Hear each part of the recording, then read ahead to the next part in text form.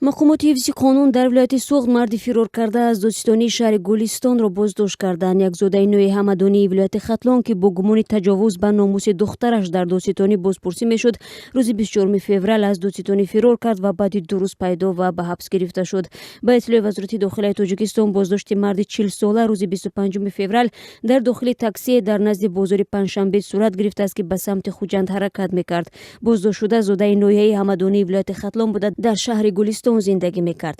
Як манбаи радиозодӣ гуфт ки рӯзи 24 феврал дар ҷараёни бозпурсӣ дар додситони гӯёмарди гумонбар бо баҳонаи қазои ҳоҷат ё туф кардани нос аз бинои додситони шаҳри Гулистон берун шуд ва аз ҳамонҷо фирор кард. Дар пайи сохторҳои интизомӣ амалиёти алангаро ба роҳ мондан ки барои боздошти ин марди фирор карда равона гардид.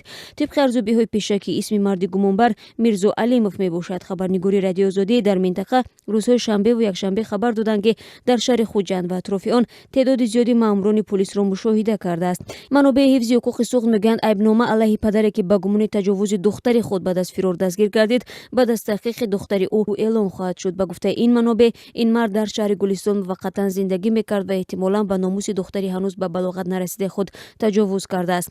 Ба қабли ин манобеъ, ин ҳодиса баъди ҳомила шудани духтар ва огоҳ гардидани модарашу муроҷиат ба беморхона ошкор шудааст.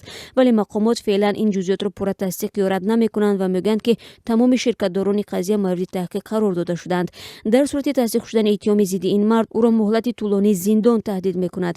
Таҷовуз ба номуси фарзанд яке аз ваҳшонитарин навъҳои ҷиноят арзёбӣ мешавад ки муҳлатҳои тӯлонии зиндонро пешбинӣ мекунад. Дар гузашта аз зиндонҳои шаҳри Хуҷанд чанд нафар фирор карда, баъзеи онҳо дубора боздошт ва баъзеашон дар ҷараёни амалиёти боздошт кушта шуданд.